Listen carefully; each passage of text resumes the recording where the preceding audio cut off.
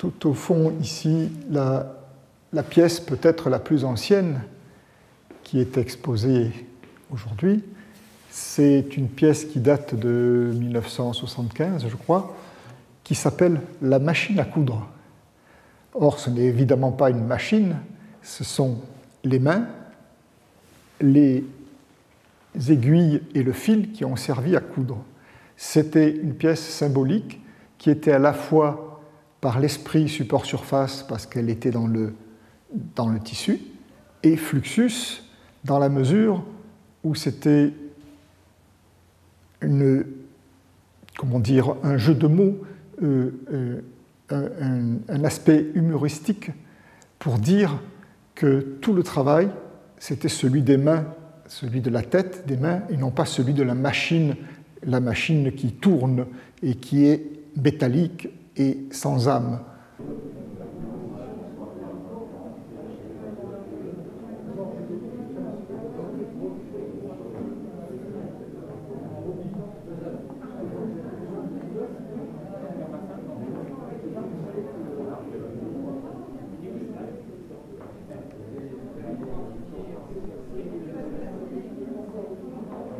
Le travail qui est montré ici, ce n'est pas une rétrospective, c'est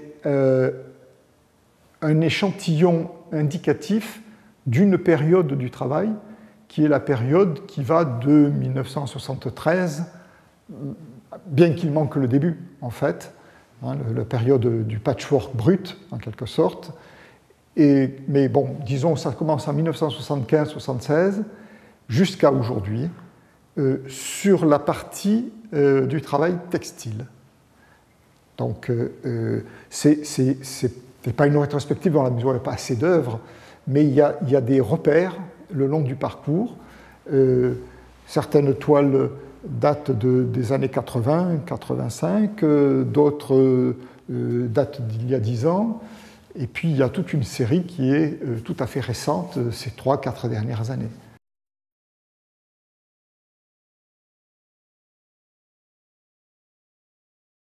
Mon cher Marcel, chez toi, la couture souligne la présence et la conscience du tissu, cette prodigieuse conquête de l'humanité. Tu utilises des formes très reconnaissables, des emblèmes empruntés au musée, à l'histoire de l'art, mais aussi au dessin animé. On peut donc décoder ton œuvre selon divers degrés de culture.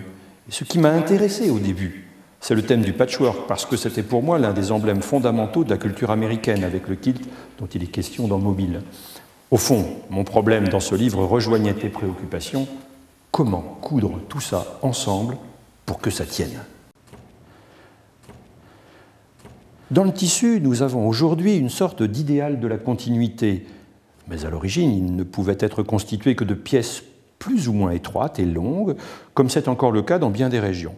L'un des apports fondamentaux de la civilisation occidentale a été la conquête progressive du continu.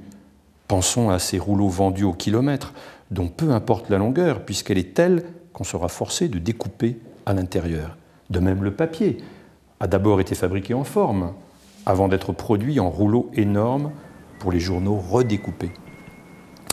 On a chez toi tout un travail sur le déchirage du tissu, ni découpure, ni déchirure, car il n'y a ni ciseaux ni accrocs. Tu sépares des pièces selon la technique ancestrale des vendeurs de draps. Puis tu les couds, mais en laissant bien apparente cette couture et la séparation préalable. C'est pourquoi tu marques chaque pièce avec une image comme avec un sceau. Parfois, déchirage et couture traversent une image, la suture rétablissant alors une continuité déchirée. À d'autres moments, elle établit une continuité entre deux régions, deux images d'origine très différentes. Ces marques constituent une sorte d'alphabet général de notre culture, grâce auquel tu réalises des patiences, un peu comme une voyante ou une tireuse de cartes. Notre culture apparaît alors comme un jeu de cartes innombrables, mais où certaines sont plus révélatrices et plus fréquentes que d'autres. Tu as une pile et tu en tires des donnes en un certain nombre de rangées qui vont engendrer des histoires. Les emblèmes ainsi disposés jouent un peu comme mes matières de rêve. Le système des colorations, couture, texture, anime ces idéogrammes, d'autant plus efficaces qu'ils sont réduits à leur plus simple expression. Lascaux, Persépolis, Disneyland sont traduits par un certain nombre de traits fondamentaux immédiatement reconnaissables dans une technique de pochoir et deviennent les éléments d'un tarot où nous déchiffrons nos aventures. Ton œuvre est également emblématique de la façon dont nous connaissons la réalité qui nous entoure. Pensons au rôle des drapeaux. Et la toile est libre chez toi tout autrement que chez les autres peintres, avec ses bords déchiquetés et frangés qui la font communiquer avec l'extérieur. De plus, le tissu se fait souvent transparent, s'assouplit. Tous ces échanges entre continuité et discontinuité rappellent certaines considérations théoriques des physiciens modernes. Et enfin, l'origine italienne de ton nom souligne une référence à la Commedia dell'arte. Chacune de tes œuvres est un habit et même un manteau d'arlequin.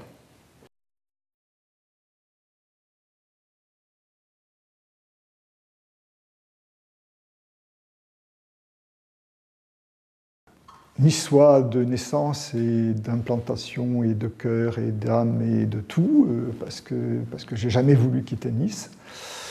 Bien que certains m'aient dit que pour faire une belle carrière de peintre, il fallait absolument aller s'installer à New York, ce qu'ont fait un certain nombre de Niçois. Moi, je n'ai jamais franchi le pas de passer dans ce grand pays, vaste pays, lointain pays. Même si je suis un des rares, je crois, artistes français de ma grande notoriété à avoir exposé aux États-Unis sans y aller.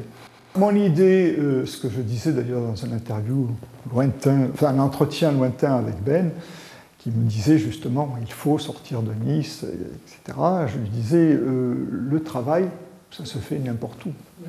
Hein, ça se fait dans son atelier. Mon atelier principal, il est là.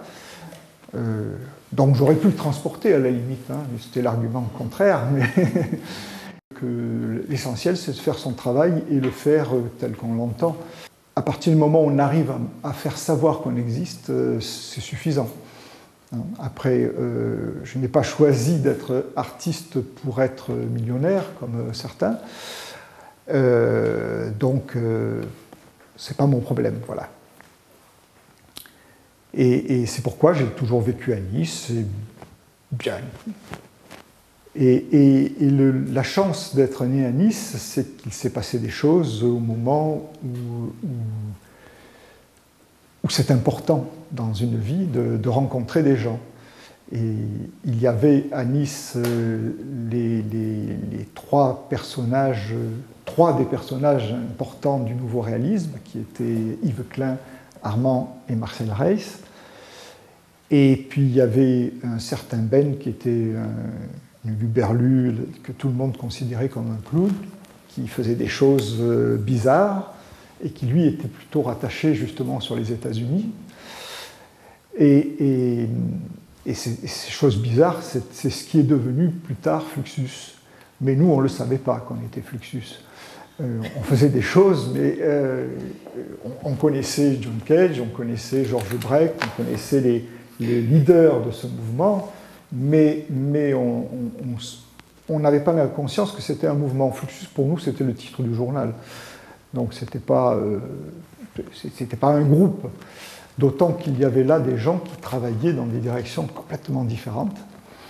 Des musiciens à l'origine, mais qui avaient été pervertis par John Cage, qui leur avait fait des cours bizarres du type voilà, aujourd'hui, nous allons créer une partition, vous sortez ce que vous avez dans vos poches, ce que vous avez dans vos sacs, vos bagages, et vous faites quelque chose avec, vous faites de la musique avec. Alors, celui qui avait qu'un mouchoir, il agitait son mouchoir devant le micro, enfin bon, il se débrouillait, et puis ils en sont arrivés à faire des collages, à faire des choses comme ça, très différentes, tout ça étant dans l'idée qu'on peut s'exprimer avec n'importe quoi, hein, que tout est instrument, qu'on fait de la peinture avec les doigts et puis avec du café, aussi bien qu'avec de la peinture, qu'on n'arrête pas sa création dans un domaine précis, qu'on peut passer de l'un à l'autre.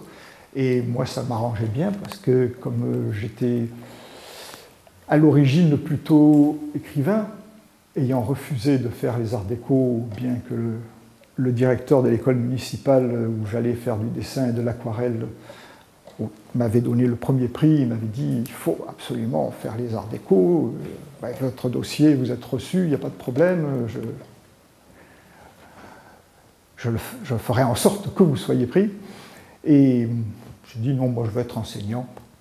Venant d'une famille immigrée italien, sans aucune culture, étant le seul des 4 enfants de la famille à avoir dépassé le certificat d'études, jusqu'après les circonstances aidant à me retrouver en fac, je ne voulais absolument pas passer ma vie à peindre des pommes, ce que je faisais à l'école municipale, évidemment parce que c'était Cézanne le grand artiste modèle. Je me suis dit, décorer les salles à manger, bon, merci, je ne vois pas l'intérêt. Donc découvrir Fluxus, c'était important parce que j'écrivais et on me donnait les moyens de faire des choses sans faire de la peinture vraiment, et m'y aider d'autant plus le nouveau réalisme qui, eux, ne faisait plus beaucoup de peinture en fait, puisqu'ils travaillaient plutôt avec des objets.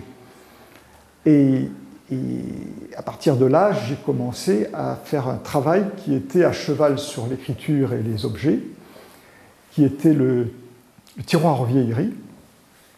Le tiroir vieillerie, c'était des boîtes que j'achetais chez un confiseur, avec le dessus transparent, dans lequel je plaçais des objets et des petites bulles dans lesquelles j'écrivais des commentaires. Donc, il mélangeait l'art plastique et la littérature, disons. Au tiroir vieillerie, parce que l'idée m'était venue simplement du fait que j'avais chez moi, dans une armoire, un tiroir dans lequel je déposais tout ce qui... le vide-poche, en quelque sorte. Et comme je suis un peu bizarre, il m'arrivait de ramasser des choses comme ça dans la rue. Alors je gardais les tickets quand je voyageais, je gardais les tickets de cinéma, les cailloux bizarres que j'avais ramassés sur la plage, les choses que mes copines laissaient traîner quand elles étaient parties, épingles à cheveux ou des choses comme ça. Enfin voilà, les boutons. Donc chaque fois que quelque chose comme ça rejoignait le tiroir, ça avait fini par accumuler plein de choses. Là, pourquoi est-ce que je gardais ça? Mystère. Sans doute le vieil atavisme paysan, mon grand-père à locaux étant un paysan de la haute montagne du Piémont, où évidemment quand on trouvait un clou rouillé, on le prenait, on le redressait, on le mettait dans... Ça peut toujours servir. Un morceau de ficelle, on ne défaisait pas le paquet en coupant, on défaisait les nœuds parce qu'on réutilisait tout. Bon, et peut-être c'était ça. Ça peut toujours servir, on ne sait pas. et à partir de là, j'ai fait donc ces boîtes, tiroirs vieillerie, qui étaient de la littérature. À côté, j'écrivais, et qui était aussi de l'art plastique, et dans laquelle j'essayais de dire ce qu'évoquait l'objet. Bon, la plupart du temps, d'ailleurs, il n'évoquait pas grand-chose, parce que je ne savais plus où je l'avais trouvé, je ne savais plus de qui ça venait, mais là-dessus, j'improvisais une explication. Voilà. Et ça a été donc ma première revenue dans les arts plastiques. Et à ce moment-là, je discutais avec Armand, qui lui, en bon nouveau réaliste, disait maintenant la peinture c'est terminé, c'est fini, on ne peut plus faire de la peinture, on a tout fait en peinture, tous les gribouillis possibles, toutes les figurations possibles, toutes les abstractions géométriques, nuagistes, gestuelles, etc. Plus moyen de faire de la peinture. Bon. Et un jour, je lui ai dit, mais écoute, la Fluxus, nous, on dit, on peut faire de l'art, on peut s'exprimer avec n'importe quoi, hein, y compris les boutons et les épingles à cheveux. Donc, pourquoi la peinture serait le seul moyen qui serait interdit? Pourquoi cette exclusion? C'est un moyen comme un autre. C'est un langage très vieux qui est chargé de passé, donc de sens. Mais est-ce que le sens peut s'épuiser? Et au contraire, je pense que c'est un instrument qui est plein de ressources. Alors le problème s'est posé de savoir comment on pouvait encore faire de la peinture, comment on pouvait faire du sens avec de la peinture. Alors j'ai pris de la peinture, et j'ai posé de la peinture sur une surface, des taches donc complètement aléatoires, et je me suis dit quel sens ça a. Et alors là, j'ai fait un petit jeu qui est celui, en psychologie, on emploie ces choses-là, c'est le test de Rorschach, que tout le monde connaît. On vous présente des tâches et il faut réagir immédiatement en mettant des mots sur ces tâches. Et c'est ce que j'ai fait avec mes tâches à moi. Et à partir de là, chaque fois qu'une tâche était suffisamment évocatrice et que le mot était significatif, j'ai transformé cette tâche en gardant les lignes principales et en faisant un idéogramme. Donc le passage de la tâche informe à l'écriture et au sens. Bon, c'était parfaitement schématique, bien sûr. C'était aussi très réductif, c'était embryonnaire, parce que si j'avais poursuivi cette tâche avec l'objectif de réellement la déployer, je me retrouvais en train d'inventer l'écriture chinoise. Alors il aurait fallu que je crée 180 000 ou 240 000 signes, enfin je ne sais plus combien, mais bon, ce qui était peut-être un peu trop. Et donc ce qui m'intéressait, c'était le principe, comment ça fonctionnait. Et c'est à partir de cette démarche-là que le problème, pour moi, s'est posé. Comment ça fonctionne dans la peinture. Donc la peinture s'est faite historiquement en Occident, surtout par une surface sur laquelle on peint. Cette surface, elle est rigidifiée en général, donc dans notre tradition moderne au moins, par le châssis. Et puis il y a la couleur, bien sûr. Et qu'est-ce qu'on peut faire avec ces choses-là? Donc j'ai commencé par explorer à travers des draps de lit que je piquer les vieux draps, et en pliant ces draps et en faisant des taches de manière à voir comment fonctionnait la peinture sur une surface. Par exemple, en peignant les rebords quand le drap était plié, puis en le dépliant, on obtenait donc un dessin plus ou moins intense selon la profondeur des plis, puisque sur le dessus où passait le pinceau, c'était très marqué, puis dedans de moins en moins. La peinture traversant par porosité, mais de moins en moins. Voilà. Donc la démarche s'est faite sur les supports. Et à ce moment-là, j'ai rencontré Claude Viala, Sétour, qui était dans cette démarche-là, mais venant de l'horizon des beaux-arts, c'est-à-dire en peintre, et qui se posait le même problème. Parce qu'il n'y a pas de mystère, en fait, je crois que les gens se retrouvent tous dans la même position. Je crois que tous les peintres de toutes les générations se sont trouvés devant le même problème. C'était qu'est-ce que je peux faire d'autre que ce qu'ont fait les précédents? Eh bien, nous, on était devant ce problème aussi, mais en le posant différemment, dans la mesure où on était dans un contexte des sciences humaines très particulier, où il y avait le structuralisme, la psychanalyse et le marxisme, lourdement, lourdement présents, les trois d'ailleurs lourdement présents, schématiquement présents pour la plupart, parce que beaucoup n'avaient pas la culture nécessaire pour comprendre tout ce qui se passait.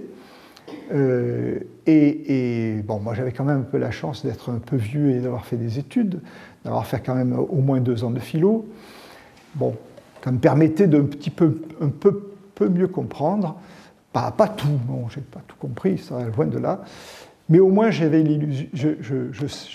au moins l'impression de savoir que je n'avais pas la clé. Parce que le problème, c'était que tout le monde disait, avec ces arguments-là, on résout tous les problèmes, on répond à tout. culturellement, je savais que les surréalistes avaient déjà essayé. Hein.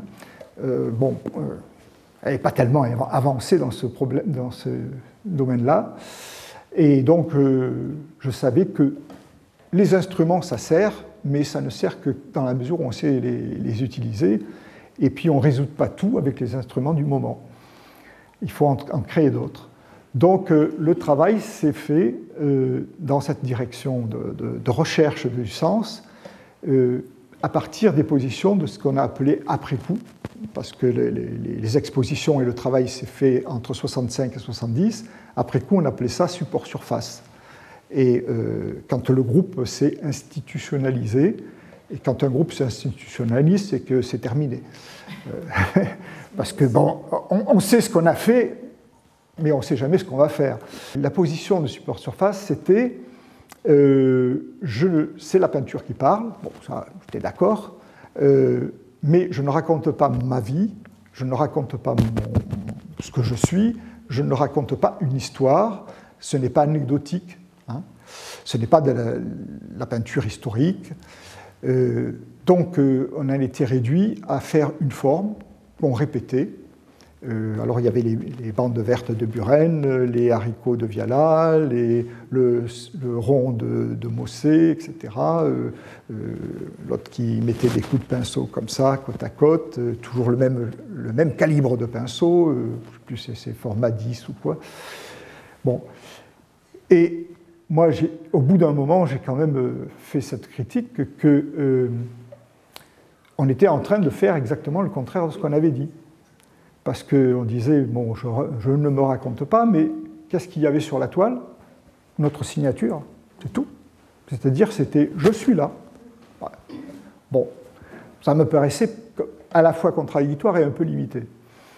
Et donc, à partir de là, je me suis dit, si je ne dis pas « je », qu'est-ce que je peux faire? Je me retrouvais devant ma toile blanche, hein, la page blanche, en fait. Et quoi? Et quoi? Alors, si ce n'est pas « je », bah, c'est nous. Et au lieu de répondre « je fais quelque chose », j'ai dit « la culture, notre culture humaine dit telle chose ». Donc j'ai pris les icônes symboliques les plus marquants de la culture occidentale, mais aussi africaine, asiatique, etc., des choses que tout le monde reconnaissait. Hein, c'est comme ça qu'il y avait le cheval de Lascaux, le taureau d'Altamira, le guerrier perse, des grottes préhistoriques jusqu'à Matisse, qui pour moi représentait la modernité, quoi, presque contemporain. Enfin, le signe reconnaissable. Et puis aussi des choses qui n'étaient pas dans le musée, comme le code de la route ou les logos. J'avais choisi celui de la Poste, que tout le monde connaissait, qui était aussi significatif culturellement que Matisse, hein, parce que le code de la route, c'est quand même culturellement quelque chose de... Bah, c'est un code, donc c'est connoté, hein, c'est pas rien. Donc, j'ai mis sur ma toile une quinzaine, puis une vingtaine de ces signes, mais quand j'alignais sur la toile ces signes, le réflexe du regardeur, c'était de le prendre comme un texte. C'est-à-dire, on regardait en haut, on suivait la ligne comme un texte, en essayant de se raconter pourquoi il y a tel signe à côté de tel signe. Hein, parce que, bon, on part du principe qu'une œuvre d'art, ce n'est pas le hasard. Il y a une intention. Et mon intention, c'était de signifier globalement la culture. Or, ça n'était plus le cas. Donc, c'est ce qui m'a amené au bout du compte, à trouver une solution stratégique, disons. C'était de déchirer la toile sur laquelle j'avais fait ces signes, j'avais peint ces signes, de mélanger les morceaux et de remonter la surface dans le désordre. Mais parfaitement dans le désordre, non seulement parce que je tirais au sort les morceaux, mais je les mettais dans le sens où ils arrivaient dans mes mains. Hein. Donc, on avait la tête du personnage qui allait dans un sens et les pieds dans le même sens, hein, qui était un peu plus loin. On avait un morceau de cheval en haut et puis un morceau en bas, mais qui n'était pas dirigé dans le même sens, souvent. Et parce que ma règle, en fait, c'était ne jamais remettre deux morceaux côte à côte tels qu'ils étaient à l'origine. J'aurais pu ne pas la mettre, cette règle, parce que c'était assez rare que ça m'arrive, mais voilà. Donc j'obtenais quoi? Un tissu sur lequel il y avait des formes qui partaient dans tous les sens, c'est-à-dire que quand j'avais remonté approximativement un rectangle, parce que les coutures, les morceaux étant pas de même taille, c'était difficile de tout aligner, j'avais pas un haut et un bas, j'avais pas une droite et une gauche, j'avais un rectangle que je pouvais faire tourner dans n'importe quel sens, parce qu'il était aussi illisible, disons, quel que soit le sens où je l'accrochais. Voilà. Donc tout est parti de cette façon de traiter le tissu, disons, comme support variable. Et c'est pourquoi, d'ailleurs, je ne mettais pas de châssis. La toile libre qui a fait fureur à une époque, donc on disait même support surface, c'est la toile libre, c'est les inventeurs, ce qui n'est pas vrai d'ailleurs, parce qu'il y a eu avant. Mais disons que c'était devenu systématique. Mais pour moi, ce n'était pas systématique, parce que le châssis ne me gêne pas, sauf qu'il ne permet pas un certain travail. Ça veut dire que si j'avais fait sur une toile sur châssis mes figures pour les déchirer, c'était très compliqué. Il fallait scier le châssis, enfin bon. Ça aurait pu être assez drôle d'ailleurs de le faire, mais alors là, pour le cas, ça devenait vraiment dingo. Et donc, ne pas mettre le châssis, ça faisait partie du jeu de la déchirure, du déchirage, j'ai dit d'ailleurs. J'ai tenu à ce que Butor dise déchirage et non pas déchirure, alors que apparemment, ces déchirures, c'est plus français que déchirage, semble-t-il. Parce que déchirer et rage, n'est-ce pas, ça allait bien avec. Voilà. Alors, à partir du moment où on travaille sur le tissu, il y a plein d'implications. On retrouve tous les systèmes archaïques, la couture, bien sûr, la couture la plus simple possible. Comme c'était un travail plastique, je tenais à ce qu'on voit la couture. D'ailleurs, dans une de mes expositions, un tailleur à la retraite était venu et puis il m'avait dit « Vous savez, c'est pas comme ça qu'on coud, il faut faire... » J'avais dit « Oui, je sais, mais j'aurais pu aussi ne pas le déchirer, ça aurait été encore plus discret. » Mais en fait, je tiens à ce qu'on voit que c'est cousu. Donc, je fais la couture sur la surface visible et non pas à l'envers. Comme évidemment, ça se fait normalement dans la couture, encore qu'après, dans certaines choses décoratives, on le fasse. Voilà. Et tout ça, ça a impliqué toute une série de choses, c'est-à-dire que, par exemple, fluxus et support surface se mélangeant, ma réflexion fluxus, c'était où s'arrête l'artiste. Est-ce que quand je ferme la porte de mon atelier, je m'en vais, je ne suis plus artiste. Quand je suis dans mon atelier, j'ai posé mon tissu sur le sol, et puis par-dessus, je posais mon rectangle à peindre. Mais quand je peignais à main levée, par exemple, ce genre de choses, ou bien quand je projetais de la peinture par pulvérisation, comme c'est le cas ici, il est évident que le bleu, vous voyez, ne s'arrête pas à la limite. Il allait aussi sur le tissu de sol. C'était des vieux draps en général que je mettais sur le sol. Donc, est-ce que ce qui se peint, quand j'enlevais mon rectangle, il restait un rectangle blanc, avec autour des giclures, des trucs comme ça. Puis à mesure que je faisais des pièces, le tour s'enrichissait de couches superposées. Et au centre, ça restait toujours plus ou moins blanc, avec des variations sur le cadre. On avait une sorte de superposition de rectangles, en quelque sorte, parce qu'il y en avait des grands, des petits. Et est-ce que ça fait partie de l'œuvre? Alors moi, j'ai dit oui, ça fait partie de l'œuvre, et j'ai exposé le drap de sol comme étant une œuvre. Bon. La première, d'ailleurs, celle qui est reproduite dans le catalogue, il y avait une grande déchirure. J'en ai profité pour mettre des petits morceaux comme ça, avec les couleurs primaires. Ce qui me... Parce que je n'avais pas le courage de montrer le drap tel quel. Alors que c'est ça qu'il fallait faire. Et après j'ai montré d'autres draps qui étaient, eux, complètement tels quels. y compris les draps sur lesquels j'essuyais les pinceaux. Il m'est arrivé d'inclure des morceaux de drap, de tissu sur lesquels j'avais essuyé mes instruments et les mains aussi, et dans des patchworks, dans la mesure où, dès le départ, chaque patchwork porte pour titre fragment du patchwork, parce que je considère que le patchwork, c'est la totalité du travail. Ce n'est pas, parce qu'il n'y a pas de raison de cesser de coudre.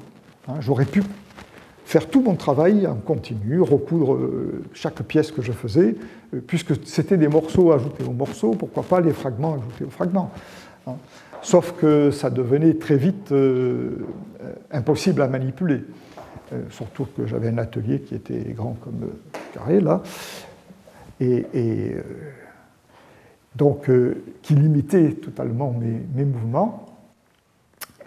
Et donc, considérant chaque pièce comme un morceau du patchwork, je pouvais garder des morceaux d'une pièce pour la faire passer dans la suivante. Et je pouvais inclure dans ce patchwork des choses qui étaient complètement étrangères, des morceaux de serviettes ou de tissu imprimé, pour dire qu'il y a cette notion que la peinture ne s'arrête pas à la pièce qu'on est en train de faire, elle est aussi la continuité de la pensée. C'est pour ça que je dis mon atelier, il est là. On trouve toujours des solutions. C'est-à-dire la peinture, c'est ça aussi. On s'adapte à ces conditions de vie. Fluxus interférant sur support surface, je n'ai jamais rien jeté. C'est-à-dire que chaque fois quand je peignais les idéogrammaires, donc les études pour passer à l'idéogramme, j'employais des allumettes. Bon, ça, c'était aussi un petit bricolage d'artiste. Je trempais dans mon pot de peinture et puis je faisais couler pour faire les signes avec la peinture glycéro sur la toile. J'ai gardé toutes ces allumettes. J'ai un bocal comme ça, plein d'allumettes, avec à un bout le rouge pour enflammer et l'autre bout la peinture de couleurs complètement différentes. Quand je me suis mis à déchirer les tissus, j'ai constaté qu'il y avait des fils qui partaient. Donc je les ai gardés, parce que tout participe de l'œuvre, et je les ai mis dans des boîtes. Alors je les ai présentés, les premiers, dans des vitrines. Mais ça mélangeait plusieurs pièces, bon ça c'était pas très gênant. Simplement, dans une vitrine, on ne voit que la surface. Donc on ne voyait qu'une toute petite partie du fil. C'est pourquoi je me suis mis ensuite à nouer les fils les uns aux autres et à les enrouler sur une bobine, c'est-à-dire à faire un tableau, puisqu'il y avait le support, la couleur et le tissu, et qu'à côté de chacune des pièces, vous avez les fils qui font partie de cette pièce. Donc, au début, évidemment, j'ai déchiré surtout les morceaux blancs, et puis ensuite, on a toute la progression, les parties noires. Donc le fil est une sorte de calendrier du travail. Je m'étais demandé, en faisant des patchworks, quel était le plus petit morceau possible de tissu. Et évidemment, j'en étais arrivé au fil, mais le fil, on ne peut pas le recoudre pour remonter une pièce, sans quoi ça s'appelle du tissage. Donc j'ai fait tout un travail sur le fil, et au lieu de déplacer des morceaux, j'ai déplacé des fils. C'est-à-dire que les fils qui ont été enlevés de cette partie de la pièce, on les retrouve ici, tricotés ou crochetés. Et donc, l'ensemble du tissu est totalement présent, l'ensemble de l'œuvre, tout ce qui s'est peint est encore présent. Comme dans la première pièce, où le fil était roulé sur un bois, c'est-à-dire que tout ce qui se peint dans l'atelier fait partie de l'œuvre, même quand ça déborde. La peinture déborde toujours, et à la limite, l'atelier est l'œuvre aussi, dans la mesure où il y a sur le sol de la peinture. Et donc, mon travail étant sur à la fois l'origine, comment ça naît, comment la peinture commence à faire sens, et l'histoire de l'humanité, en quelque sorte, à travers l'iconographie de tous les pays et de toutes les époques, est évident que Adam et Ève sont devenus une image symbolique de mon travail, et c'est pourquoi elle est reprise un certain nombre de fois. Et ici, on a une des propositions de l'Adam et Ève que j'ai ensuite travaillé, repris. Ça, c'est une pièce qui date de 1986. J'ai repris récemment le même thème sur d'autres propos.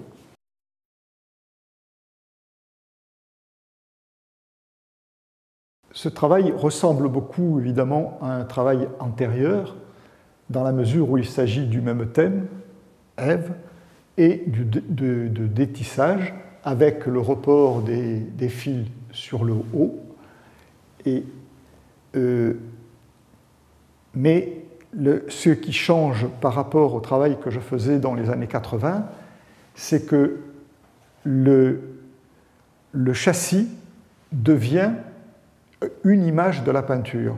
C'est-à-dire que, comme les icônes, les images très connues de l'histoire de la peinture font penser à toute l'histoire de la culture picturale, le seul fait de voir un châssis évoque la peinture et le musée, en quelque sorte.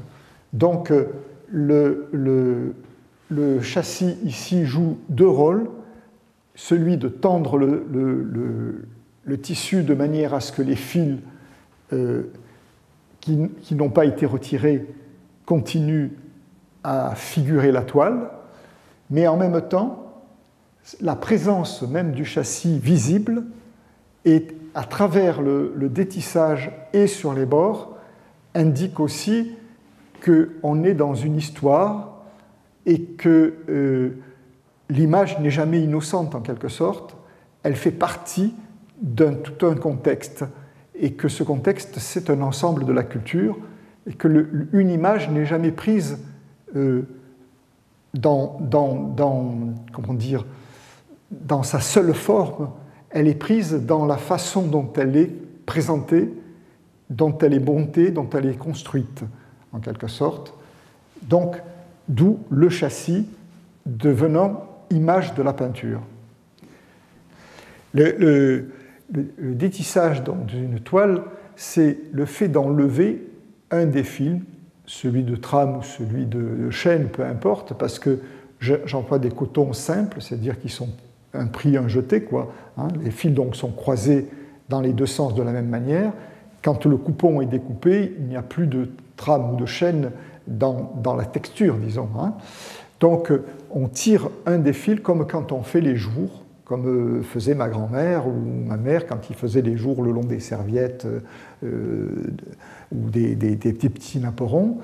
Et puis, nouer, les choses sont nouées comme on faisait pour les rideaux. Donc, détisser, c'est enlever du fil qui a été tissé, déjà. Et selon l'endroit et comment on détisse, l'image va en être transformée. Dans la Ève, au fond, les premières, celles de 86 qu'on a vues tout à l'heure, entourées de fleurs, enfin c'était le paradis, hein, donc il y a des plantes et des feuilles et des fleurs tout autour. Le détissage traverse l'image. Par contre, après, j'ai fait des détissages limités au fond, c'est-à-dire que l'image elle-même est préservée, ce qui fait que cette image s'impose d'autant plus sur le fond qu'elle n'a plus la même texture, le détissage ayant rendu le fond transparent, en quelque sorte. Hein. Alors là, j'ai mis deux pièces qui étaient censées être mes dernières œuvres.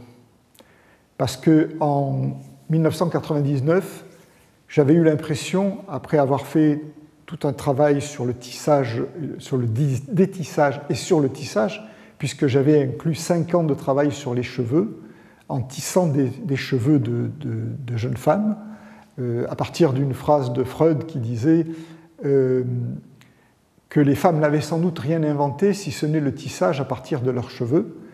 Donc j'avais fait tout un travail avec une classe là-dessus, et j'avais fait mon propre travail pendant 5 ans sur le fait de tisser des cheveux et donc de réintroduire en quelque sorte une dimension totalement humaine dans le travail. Et quand j'ai terminé cette période de tissage des cheveux, j'avais l'impression d'être au bout d'une démarche, et j'avais décidé que je pouvais arrêter mon travail, ce que j'ai fait pendant 3 ans.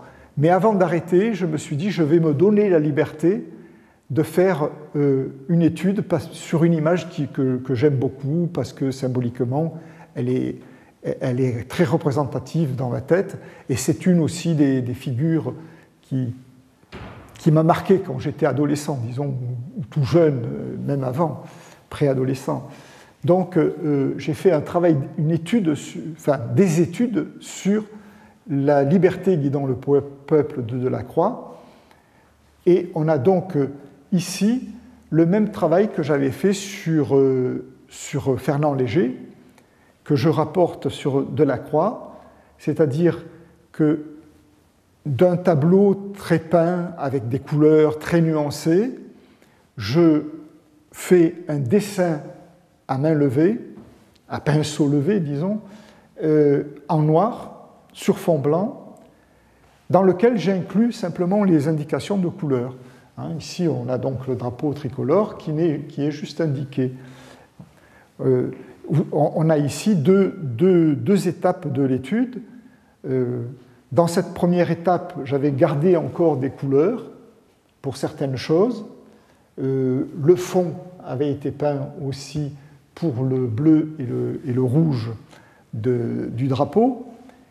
Et puis, c'est le rôle de l'étude, c'est d'évoluer, c'est de changer.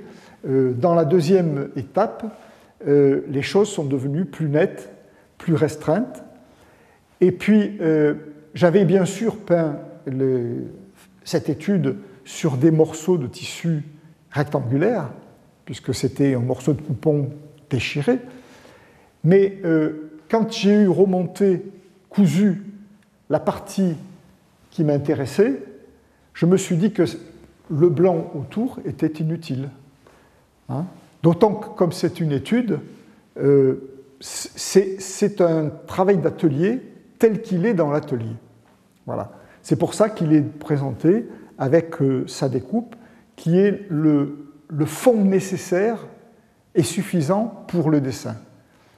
Ni plus, ni moins, ce qui était nécessaire à la démonstration. Voilà. À mes propres yeux, bien sûr.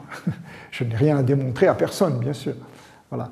Avec des techniques un peu différentes, puisqu'ici le trait est quand même beaucoup plus précis, plus travaillé. Là, c'est vraiment une ébauche avec de la peinture très diluée pour indiquer des masses et des silhouettes, en quelque sorte. C'est vraiment poser le fond, le squelette, disons, du tableau. Et puis, donc, j'ai terminé cette série de toiles, de patchwork, La liberté guidant le peuple, et pendant 3 ans, j'ai arrêté de travailler. Ensuite, voyant ma petite fille essayer de dessiner et me disant « Grand-père, apprends-moi à dessiner un bonhomme », je lui ai dit « Mais tu sais faire un bonhomme,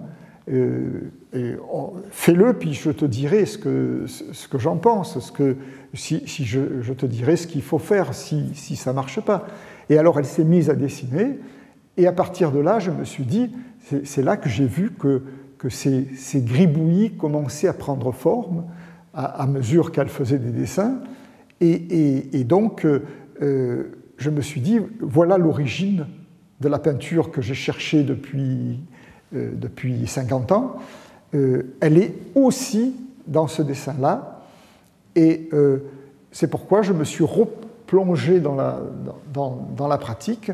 Et puis, évidemment, après, je crois que comment dire, la nature revient au galop, en quelque sorte.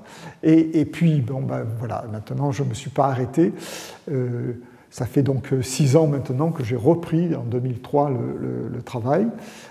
Et peut-être que j'arrêterai un jour, mais je ne vois pas pourquoi. Il y a toujours tellement de choses possibles à faire. C'est ça le problème.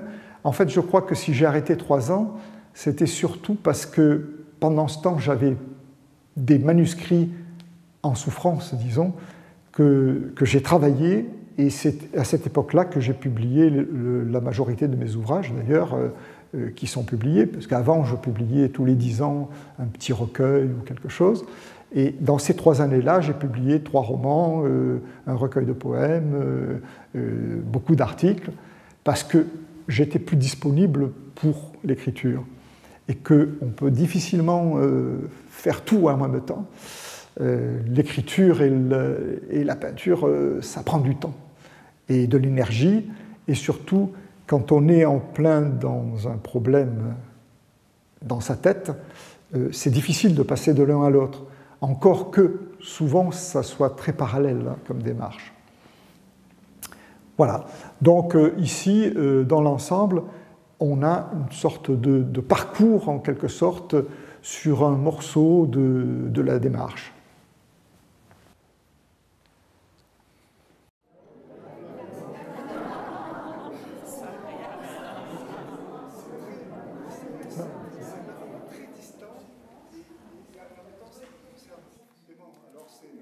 Très étrange